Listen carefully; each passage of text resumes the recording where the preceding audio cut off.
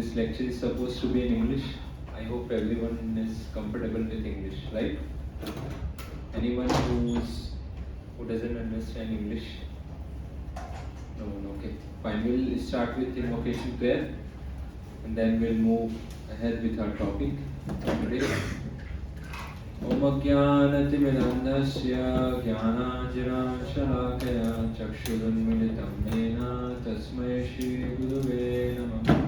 Namo Vishnupadaya Krishna Krishnaya Bhutale Srimate Bhaktivedanta Swami Niti Namane. Namaste Saraswate Deve Gauravani Pracharine Nirvishesha Shunyavadi Pashat Deshatarine. Jai Shri Krishna Chaitanya Prabhu Nityananda Shri Advaita Gadadhara Shivasadi Gaura Bhaktavinda. Hare Krishna Krishna Krishna Hare Hare, Hare Rama Rama Rama Hare Hare.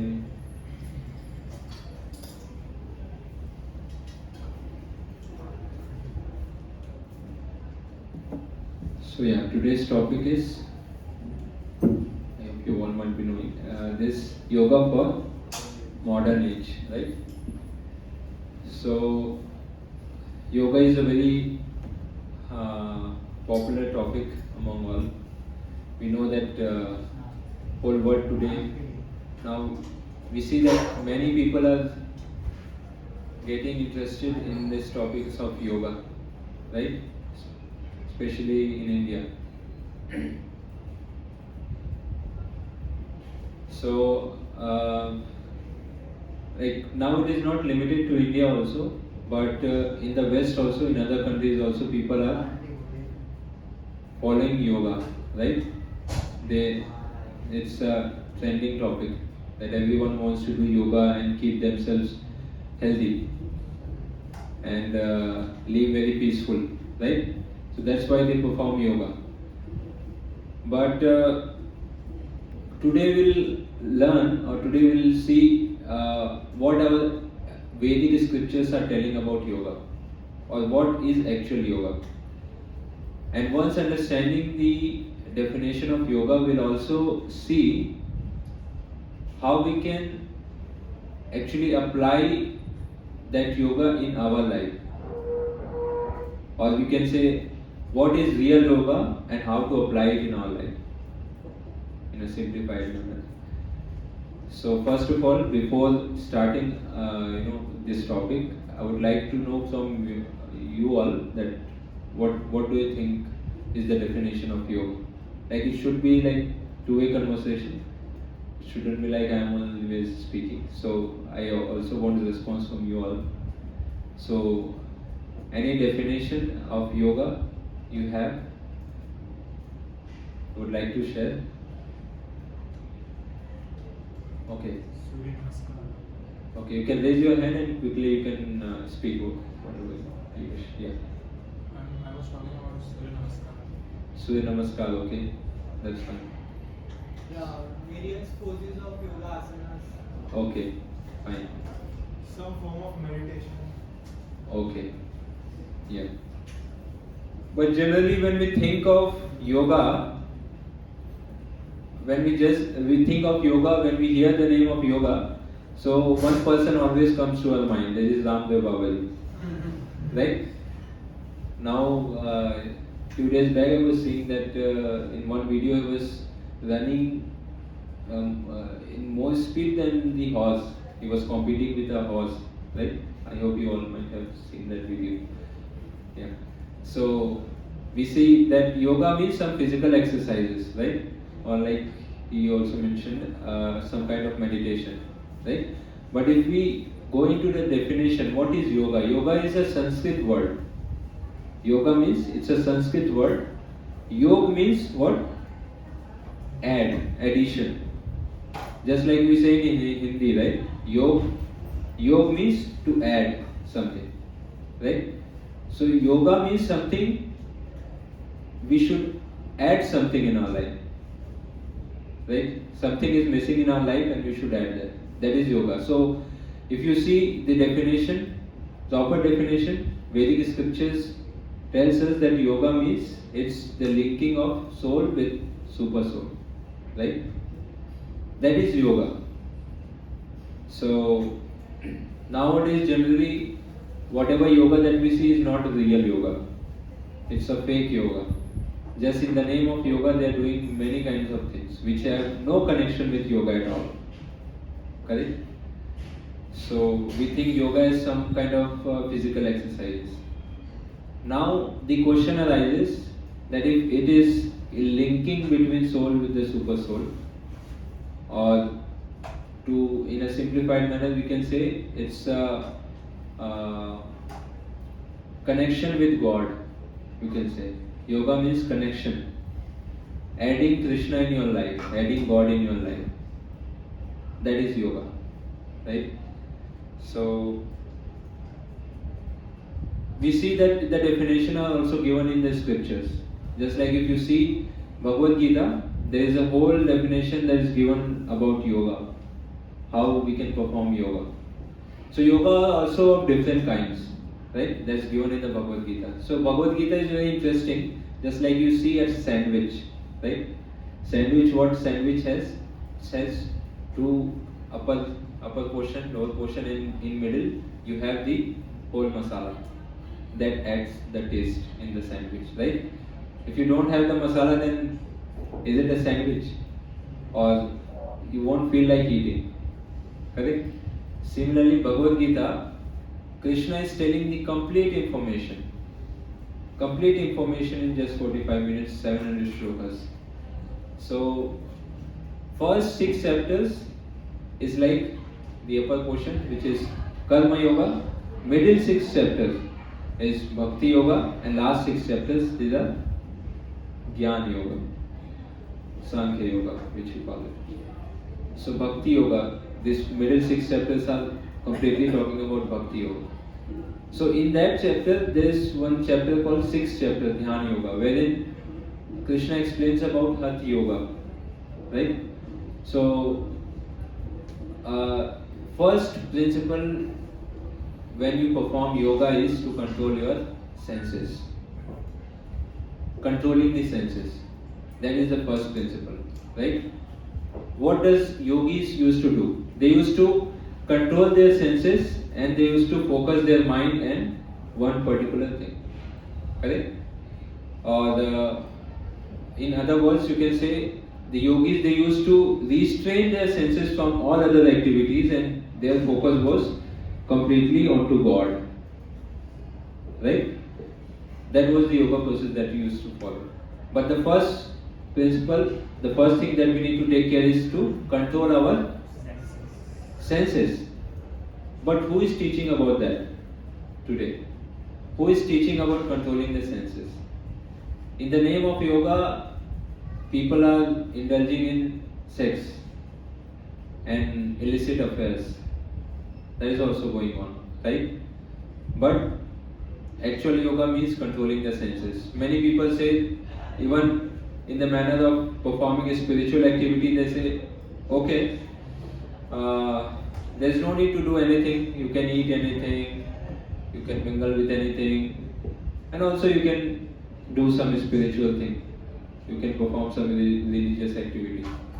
So people think it as something cheap, right? So the first process, even if you see Srila Prabhupada's Nectar of Instruction, there is one very instructive book. It's a kind of law book for every devotee. In the introduction only, Srila Prabhupada says that it is not possible to realize yourself if you are not controlling your senses. Right? There is no possibility of you becoming a yogi or a sadhu or a spiritualist unless and until you control your senses. And if we see the senses, which sense organ is the most dangerous, or you can say most important?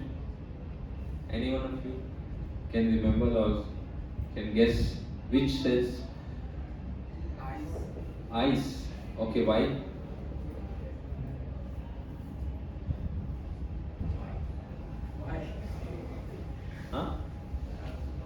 Tell me the reason why eyes. When we see, then temptations arise. Okay, but before, just like many people they see, but they don't react. Right? That is also there. Seeing, yeah, it is important. Okay, someone is saying mind. Okay, Tongue. tongue. Okay. Any other answer? Touch. Touch. Okay. Nice answers, but he got the point. Tongue. Actually, you see, tongue is the center of all the senses, right? It all starts with our tongue. You see, people, people can do anything. If they don't get food, right? The whole world, you see, whole world is revolving around this thing, that we get our shelter, we get our food, so that we can live peacefully, right?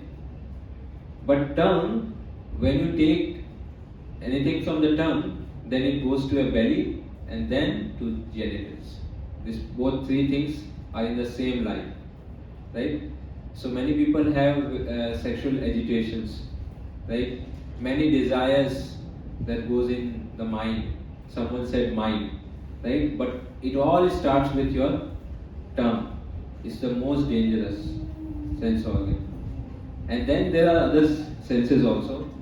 Senses are dangerous because senses are compared to serpents. Just like you see serpents. Serpents are very dangerous, no? If they bite you, they can kill you, right? So similarly, if we don't control our senses, then our senses can kill our spiritual life. It can kill us whole, right? So center point is tongue. It all starts with tongue. But many people or many spiritualists, they say that okay, you can eat anything which you like. There is no restriction. You can eat whatever you like. You can speak whatever is there in your mind. You speak whatever nonsense you can speak. No, it's not like that. First, you have to learn to control the senses, right? So now, yeah, we understand that controlling the senses is the beginning of yoga practice, right? But controlling the senses, is it easy to control the senses in today's world? What do you think? Is it so easy to control the tongue? If I put a very nice pizza in front of you, will you reject it? Who is ready to reject that? If I get, I'll take it. So I did this for Shankha. Anyway, we'll come to it. How to engage our senses. That is also very scientific, you can say, thing.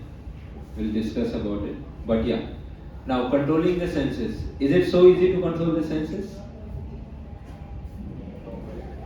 It is difficult, yeah. We all know it is difficult. So, why is Krishna telling about this process? Why is Krishna telling Arjuna about this Dhyana Yoga? Or why is it that this kind of yoga system is there in our scripture in the first place? What do you think? Any answers? I want you to think something. Because we have to fix our mind, all our senses on Krishna, otherwise we will get bewildered by the material desires. Okay. Sense orbits. So Chetan is saying that so that our mind will be controlled. Yeah, mind will be controlled, but how will we practice in this modern age of technology? Just you go out of the temple, you see big billboards, you see big cinema posters, you see lot of restaurant, you go, you like to eat there. So is it easy? No. Nobody else answers. Anyway, yeah. Good thing is not easy, Prabhu. Yeah. But it is simple. That I can say. It is simple but not easy. Yes, correct. Very nice answer. Yeah. But what's the solution? Practice. Okay. Using all the technologies and facilities for the service of For the service of Krishna, okay. Like even for the social media, if you use algorithm that is present in Instagram, if you watch good content, it will provide you good content every day. So you have to use it wisely, the content that you are consuming. Okay, that is there. But suppose I give you one example. Suppose there are four people that both their hands are binded by a rope. Sorry, by the way, rope. Okay. Rope, okay, and there is no one else who can cut the rope and liberate them. There is no instrument. There is nothing. Then what's the solution? First question is that who tied the ropes? No, it's a scenario-based question. I'm just asking. Yeah. it may be imaginative or creative to just make people entertained, or it may be related to the incident which is real. Anyway, the scenario is very simple and the answer is also very simple. Because we are complex, we make simple things very complex. So, my point is, we all are conditioned, right? You are saying that we should have a particular discipline, right? To watch that content, also we need a discipline, right? So, but generally we see that discipline is not there in our or around us, right? So we need someone who is free from all these conditionings. We are conditioned, but we need the help of people who are out of this conditioning. The people who are bound by the rope, they cannot liberate them by themselves. They need someone else whose hands are free, right? So similarly, just like the example you gave, for that we need some help. And now, whose help we need, how to take help, how to apply, that is under discussion today. So, first thing, yeah. So we understand that it is very difficult to control. Even if you see, Arjuna is also telling Krishna that it is very difficult to control the mind. Chanchalam hi mana Krishna pramade balavadridam tasyam nigraham manne vayureva shadushkaram. Arjuna is giving an analogy of the wind. That I can control the wind. He's giving just an analogy that controlling the wind is easier for me than controlling my mind. Right? But then again Krishna says, Abhyasena tu kaunteya vairagyena cha griyate. With practice and renunciation. Detachment. By practice and detachment. Now how to practice? That is a science. So Arjuna is also accepting that it is very difficult to control the senses, control the mind. Arjuna is accepting that. Then what to speak of us? We are Kali-yuga people. And amidst all kinds of distraction, we are in the center of Maya Devi. In Mumbai. Right? And if we think of controlling the senses, I can't imagine to control my senses here, practically. So that is there. But now we understand that it's very difficult to control the senses. So that's why Krishna is also a very practical kind of person, right? So Krishna is not enforcing something impractical onto us, to follow something impractical.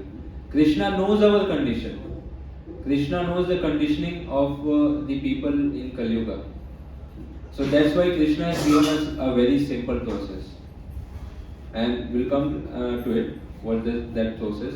So we learn that in a spiritual life, or if you read the Vedic literature, there are different gradations, there are different methods that are given according to the conditioning. Right? Based on the conditioning of the people. There are different kind of processes that are given. So you see in Satyuga, people used to live very long. They used to have strength. They used to have good memory. Right? So during that time, people can meditate for thousands of years. sitting in one place.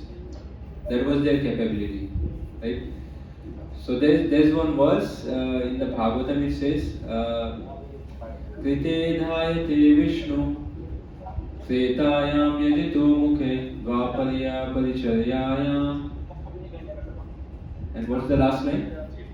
Kaleu tad Hari Kirtana. Yes, Kaleu tad Hari Kirtana. Someone mic is. Can we mute? Okay. Yeah. So in different yugas, different processes are mentioned, right? So in Satyuga, there was a different process. In Dwapar Yuga, people used to worship the deity.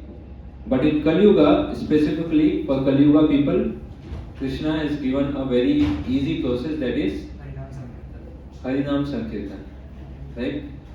So for Kali Yuga people, because Krishna knows the conditioning, he says that in Kali Yuga people will have a very short memory. They will be very lazy. Like there is one shloka in Bhagavatam also. It says the conditioning of the Kali Yuga people. So there it says that people will be very lazy in the manner of performing spiritual activities. For material activities, we are very active, right?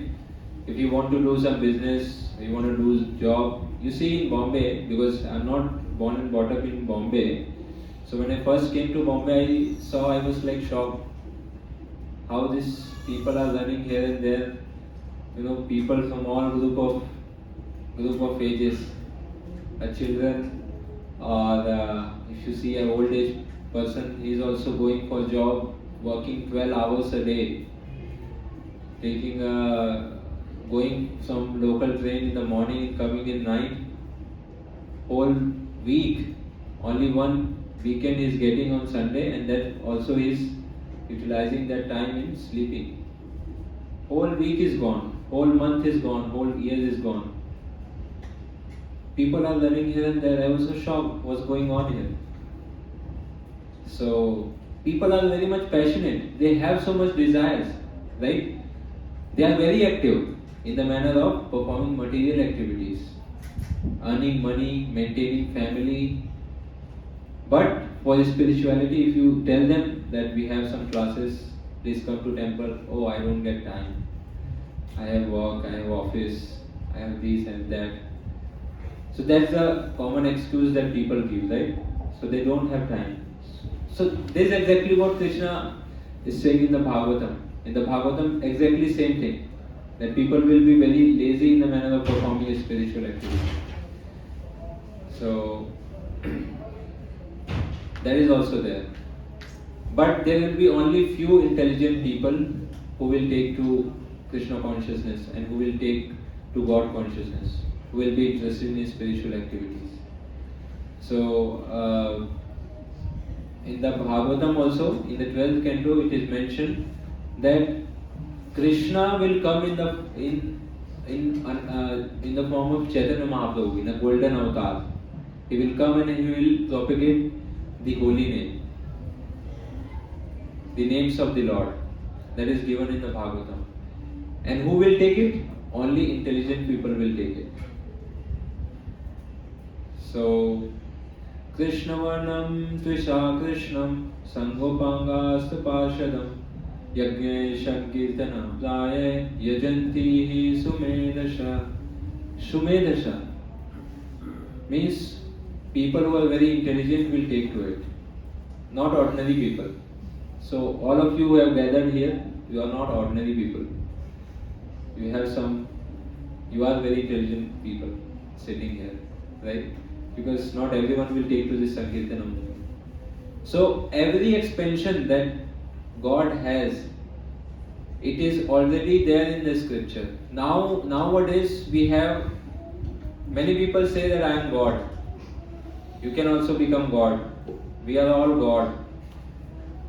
Some propagate this kind of philosophy as well. That I am God. You will also become God someday, and then we all will become God. We are equivalent to God. That is one kind of philosophy that people have. Another kind of philosophy that people have is, once I was distributing book in,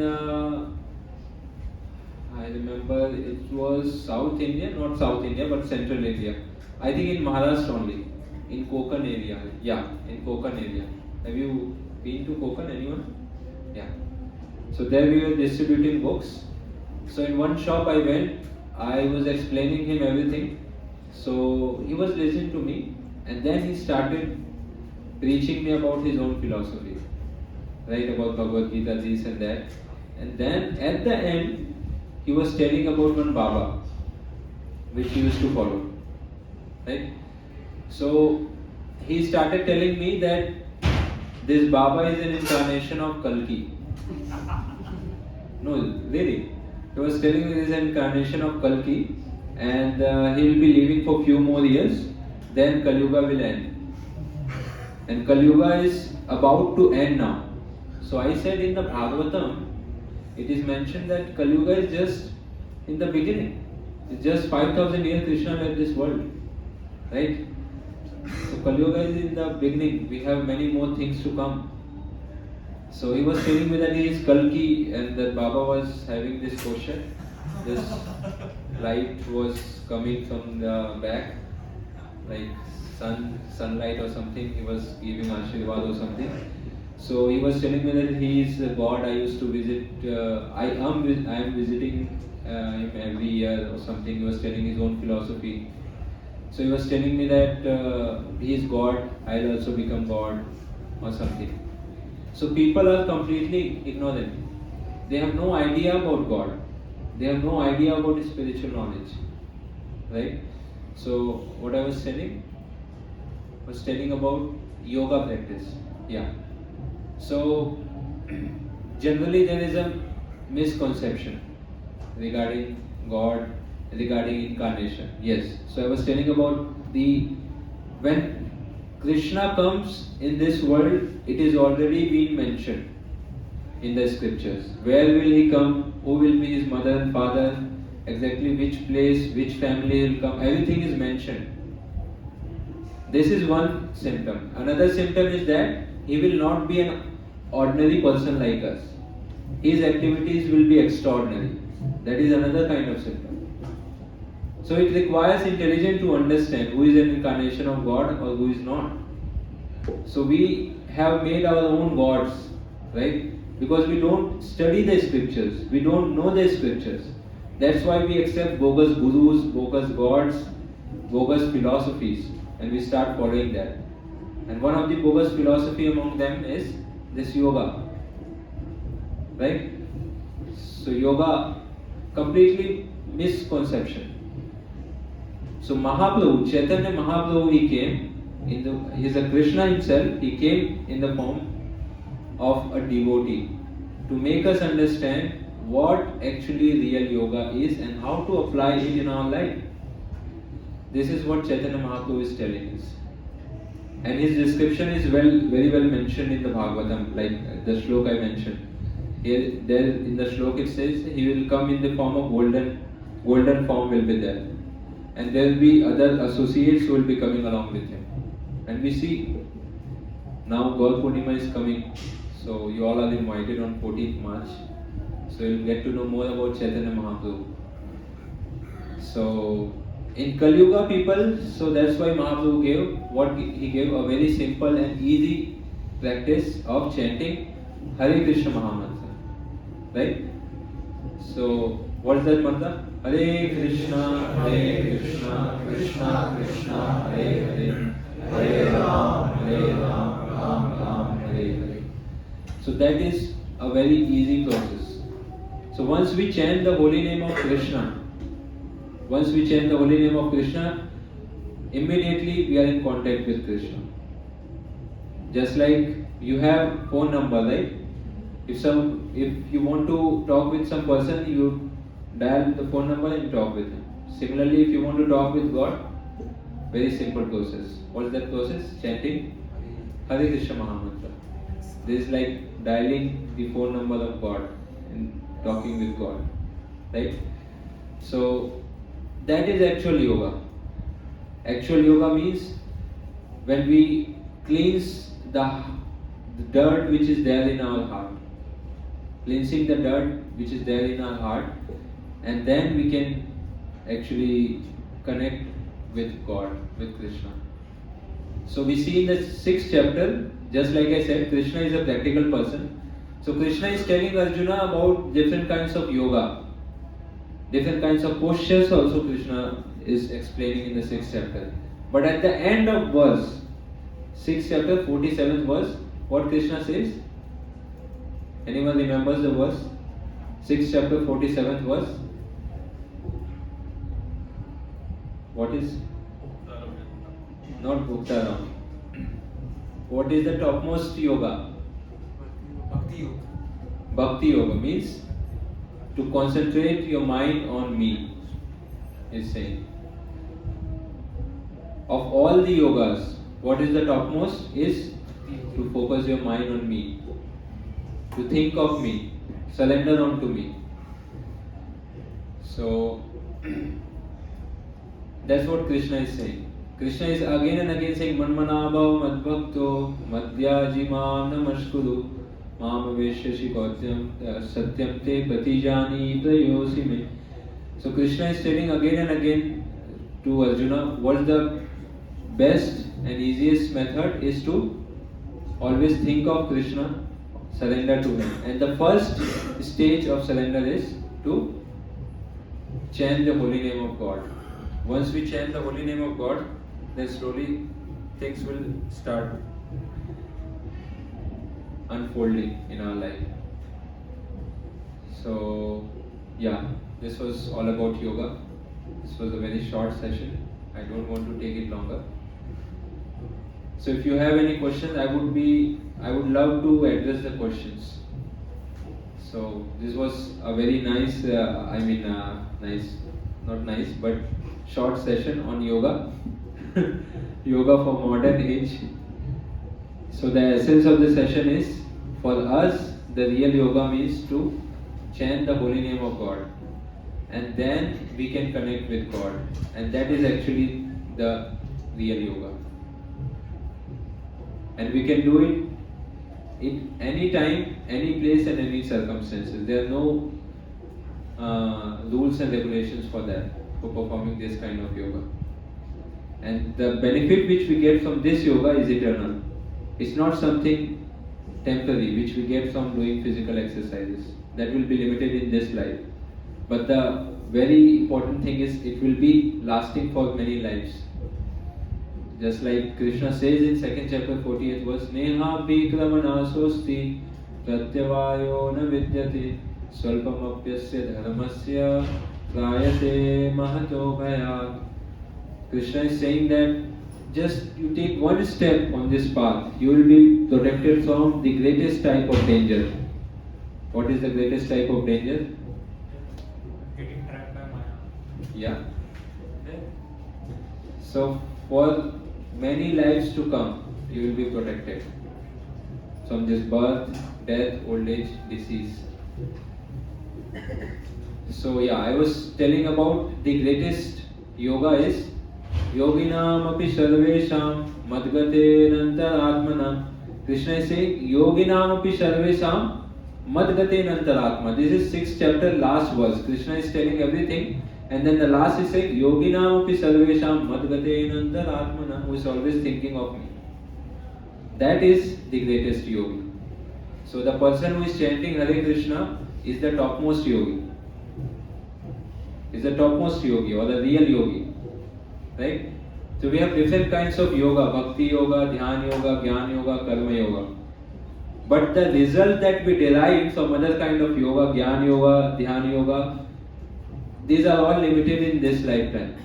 But bhakti yoga is something that will go on with in the next life. And one most important thing is also there, that without bhakti you can't practice jnana, you can't practice dhyan, you can't practice karmi without bhakti. So bhakti has to be there. Then that yoga will be complete. Otherwise, it's of no use.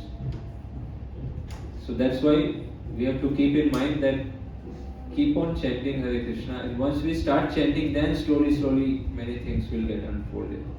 Cheto dalpan marjanam bhav mahadavagni nirvapanam Shreya kairava chandrika vijaranam vidyavatu jivanam.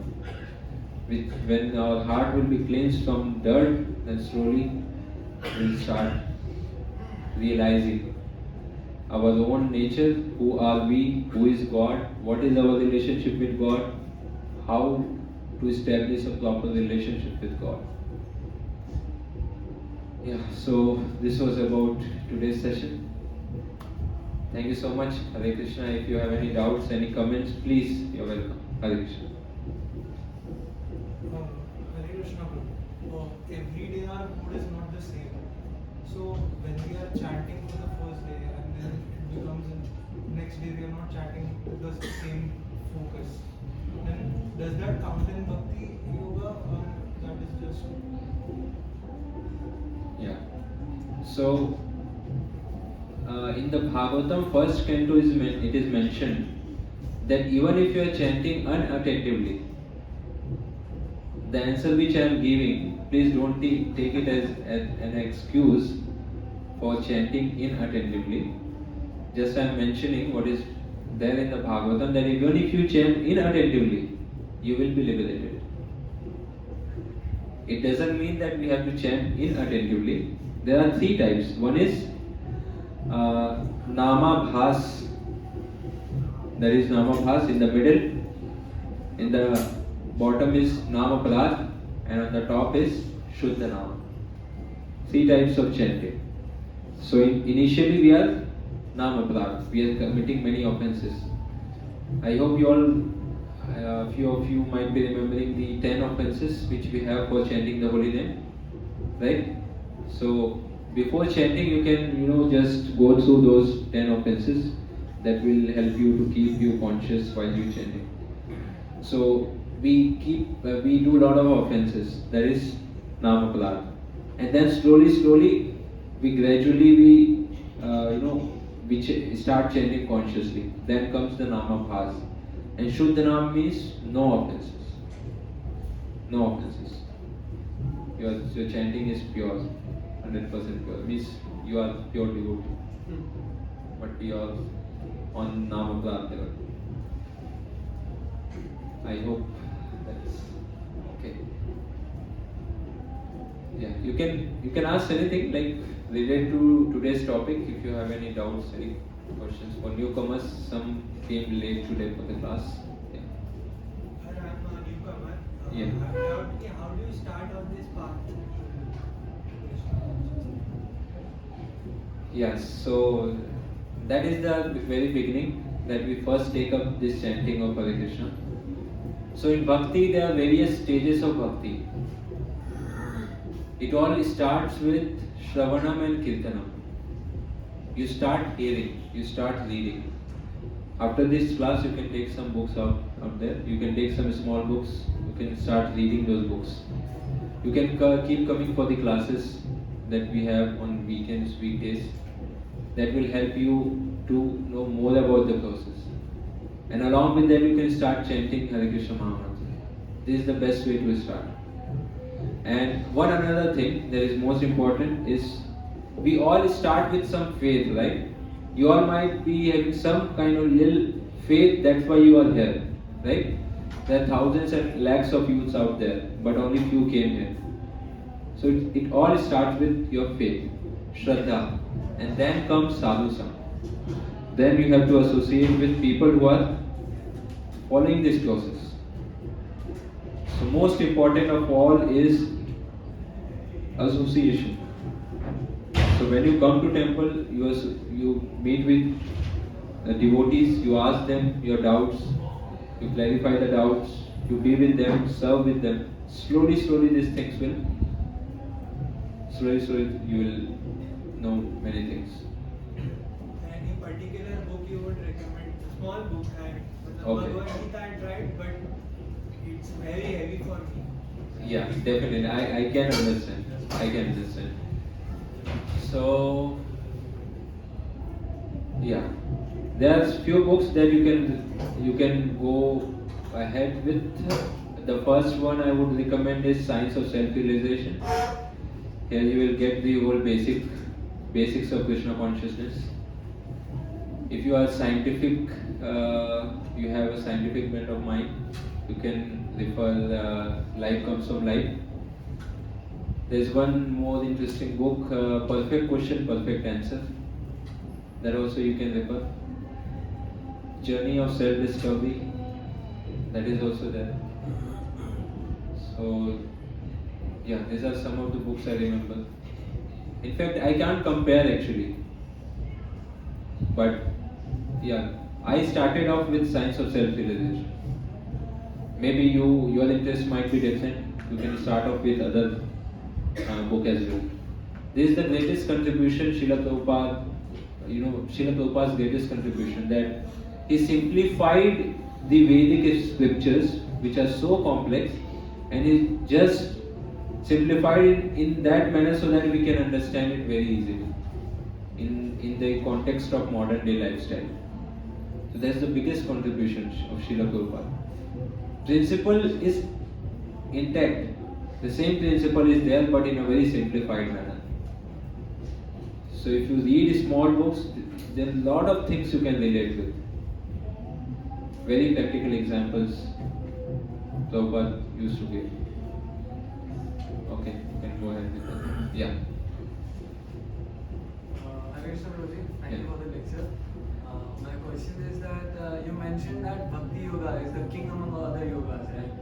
So I wonder that why did Krishna give other yogas when Bhakti Yoga is what we have to follow? Like Bhakti Yoga is so we would directly go there.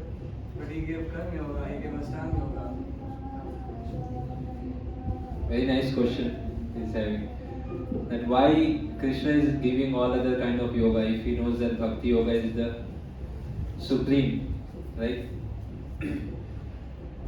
So I'll give one analogy. Just like a father,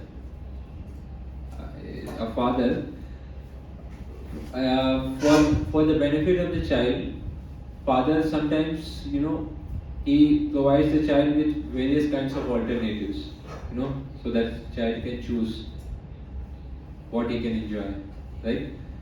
So father gives various kinds of alternatives. Also, father is not that much strict. He gives some space to you so that you can learn, right? Similarly, Krishna, being our Supreme Father, he knows the interest of the people in this world.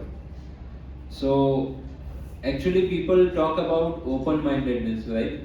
That you should be open, you should be cool guy, you should do everything. Just like many people say that we have this whole life here, why don't we experience everything in our life? I can go for movies, I can swim, I can go for sports, I can have girlfriend, I can read many kinds of books, I can live my life as I want to, as I wish to live. This whole life, only 100 years I have got, let's enjoy as much as we can. Just like you see Sushant Singh Rajput when he was in his suicide, so he had the wish list, right? He has 33 wish lists. 33 wish lists. What was the 33rd wish list he had?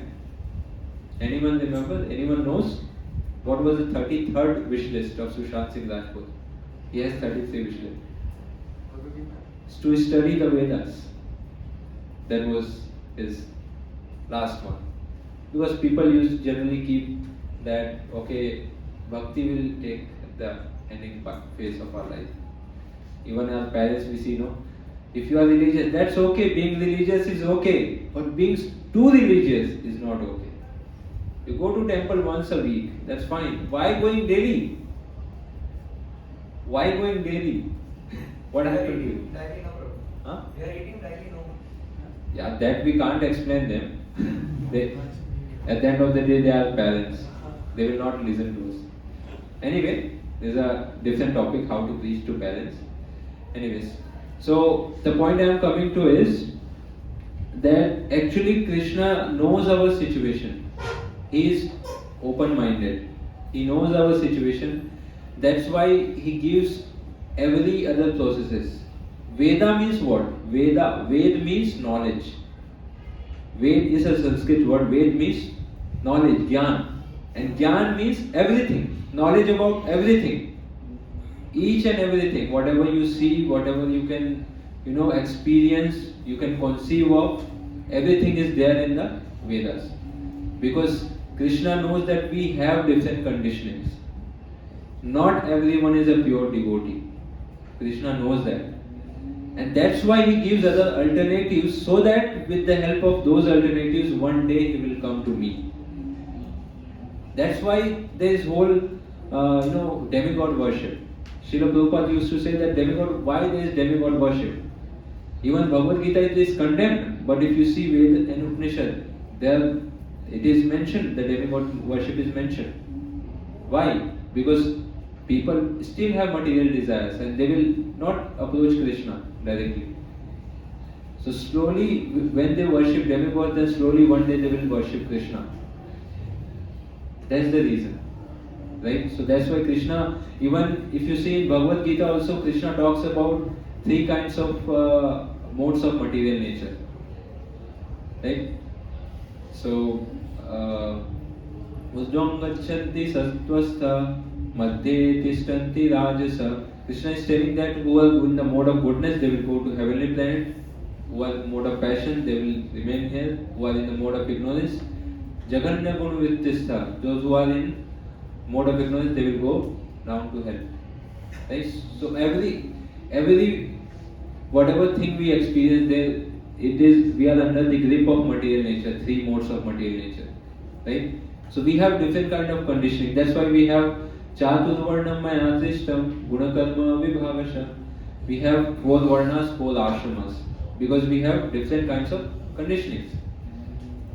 So whatever conditioning we can fit in, and then slowly, gradually we can rise above that platform, and then we can come to the purest platform, the topmost platform. So this is a plan of Krishna, actually, to arrange some alternative. This is also his love, so that he has arranged some alternative so that we can come to him one day. It's not that Krishna is very rude. He is not giving bhakti yoga. Krishna is saying that this is the topmost knowledge. What's that sloka in the 9th chapter, 2nd verse? Bhagavad Gita 9th chapter, 2nd verse, there is sloka that this knowledge is pure. Pavitram iti uttamam. So this knowledge is pure. Right? But not everyone will take immediately. Maybe it will take some time. So that's why Krishna has given other processes as well.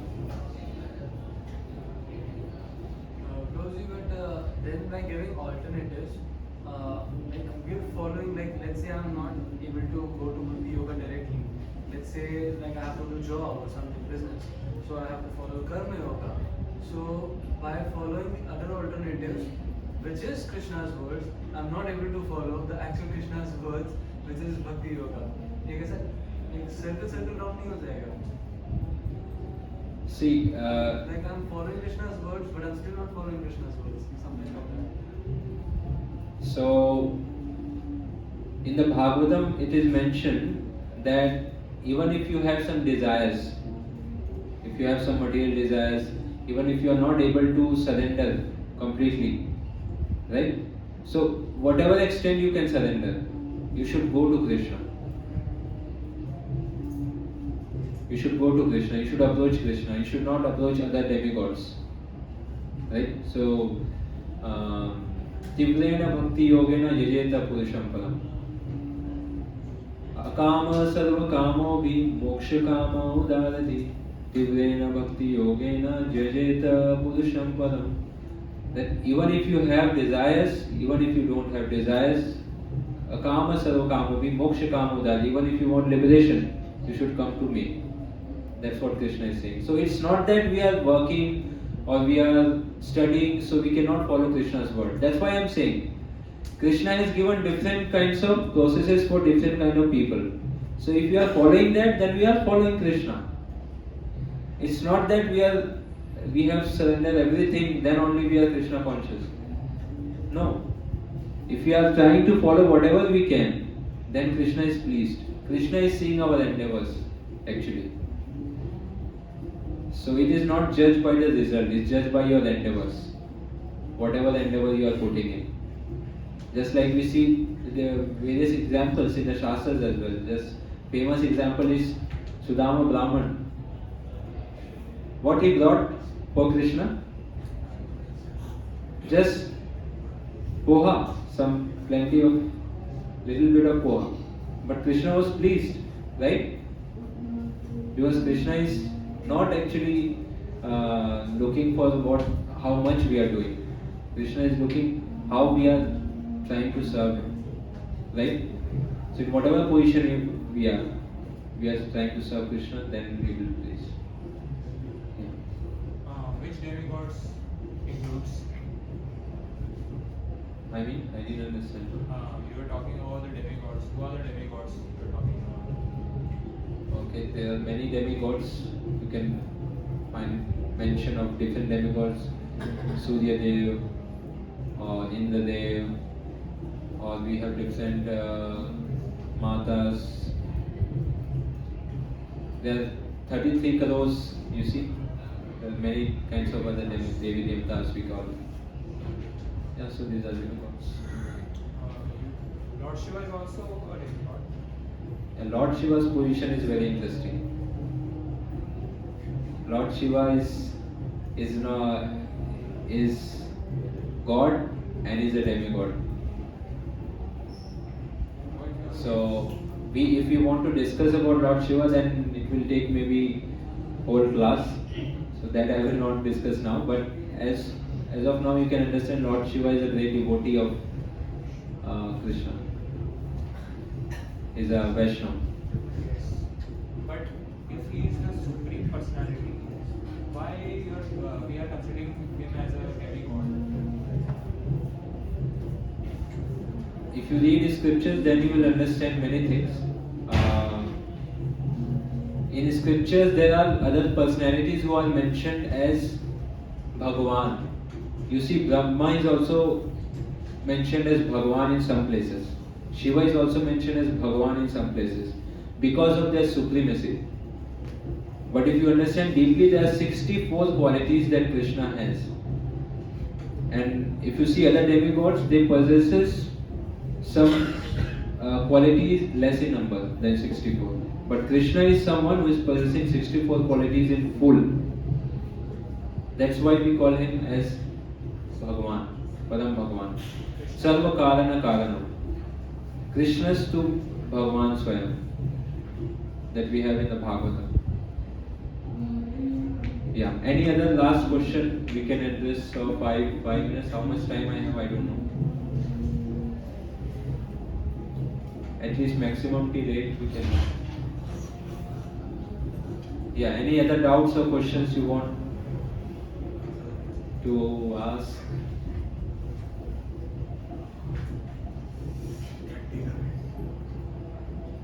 Okay. No doubts? Okay. Thank you so much for attentively listening me. Hare Krishna.